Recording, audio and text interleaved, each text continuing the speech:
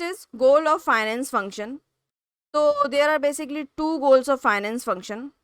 पहला है कि प्रॉफिट मैक्सिमाइजेशन और दूसरा है वेल्थ मैक्सिमाइजेशन. प्रॉफिट मैक्सिमाइजेशन का मेन एम किसी भी ऑर्गेनाइजेशन का ये होता है कि वो कैसे प्रॉफिट ज़्यादा से ज़्यादा कमाए. Business concern is also functioning mainly on the purpose of earning profit. कोई भी बिजनेस अगर मार्केट में आया है तो प्रॉफिट कमाने के लिए ही आया है.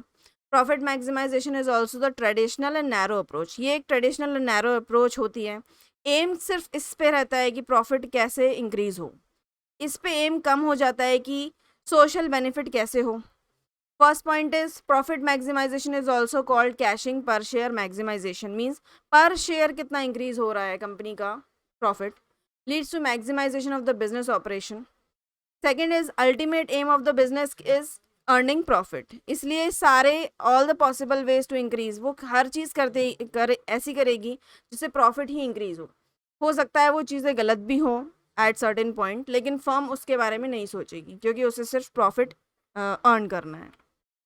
Next is profit is the parameter for measuring efficiency. Business की एफिशिएंसी तभी देखी जाती थी जब उसका प्रॉफिट बहुत ज़्यादा है, because it is a narrow approach.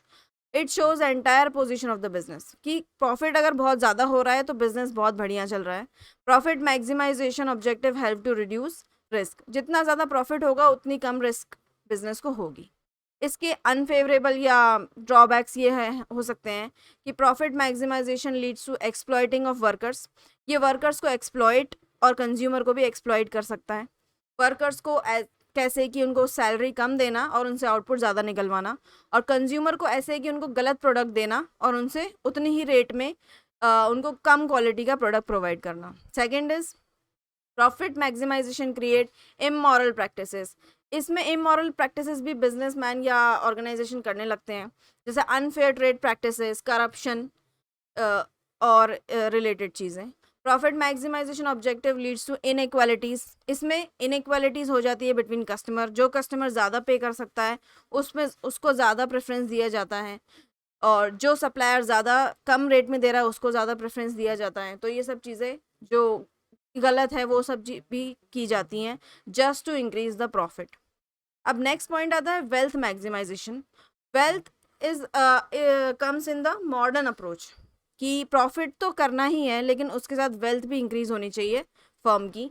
The term wealth means share holders wealth और wealth of the person.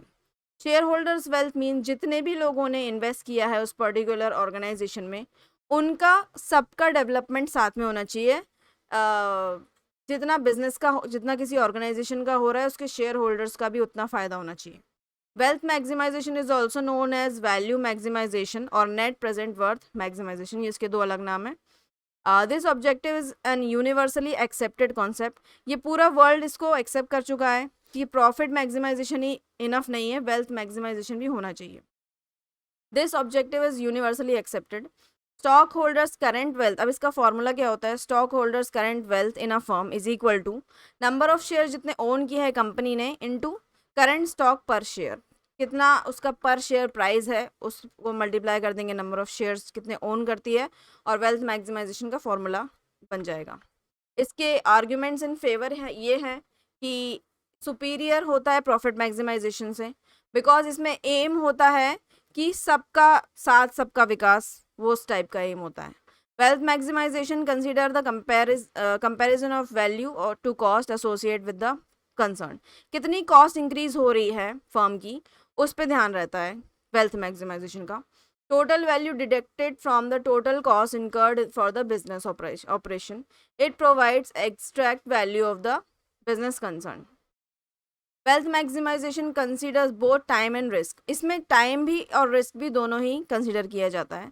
Provide करता है एफिशिएंट एलोकेशन ऑफ रिसोर्सेज और इंश्योर करता है कि सोसाइटी को कितना बेनिफिट हो रहा है उस एक पर्टिकुलर ऑर्गेनाइजेशन से. वो केवल ऑर्गेनाइजेशन अपने बारे में ना सोचते हुए सोसाइटी के बारे में सोचेगी कि उसके प्रोडक्ट को कितना बेनिफिट हो रहा है सोसाइटी में, उसके शेयर होल्डर्स को कितना बेनिफिट हो रहा है, एम्प्लॉयज़ को कितना बेनिफिट हो रहा है. वो सब चीज़ें वेल्थ मैक्सिमाइजेशन में कंसीडर करेंगे, जो ये सब चीज़ें प्रॉफिट मैक्सिमाइजेशन में कंसीडर नहीं की जाती थी.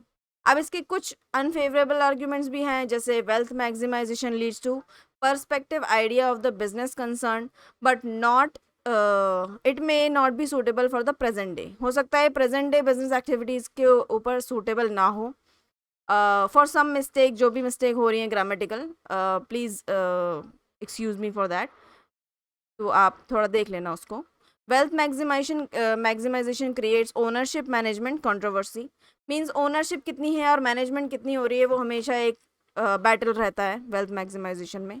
Management alone enjoy certain benefits. हो सकता है मैनेजमेंट इसमें कुछ बेनिफिट्स खुद ही इंजॉय करे जो कस्टमर को अपने या अदर पार्टीज को ना बताएं। Ultimate aim of wealth maximization है, मतलब अल्टीमेटली हम चाहते तो हैं कि प्रॉफिट ही इंक्रीज हो हमारा। तो हो सकता है वेल्थ मैक्सिमाइजेशन करते करते प्रॉफिट को आ जाए फिर से ऑर्गेनाइजेशन, और फिर से वो प्रॉफिट मैक्सिमाइजेशन के ऊपर फोकस करने लगे वेल्थ को छोड़ के। Wealth maximization can be activated only with the help of profitable position.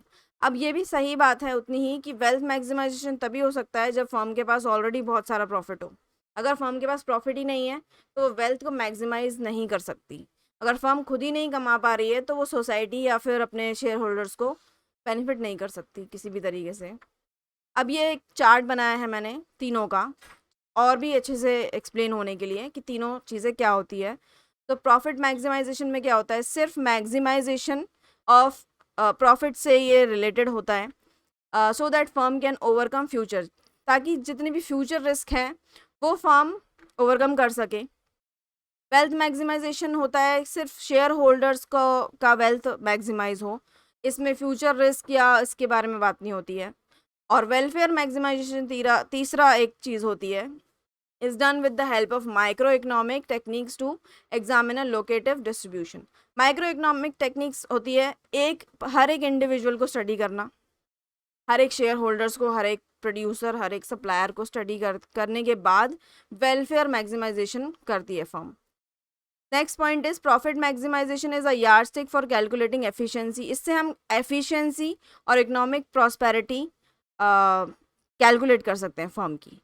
Wealth maximisation से ये पता चलता है कि स्टॉक होल्डर्स की करंट वैल्यू, करंट वर्थ क्या है, evaluate in order to maximize the shares. इसमें वैल्यू ऑफ शेयर्स को ज़्यादा इंपॉर्टेंस दिया जाता है कि वैल्यू ऑफ शेयर्स कितनी इंक्रीज हो रही है।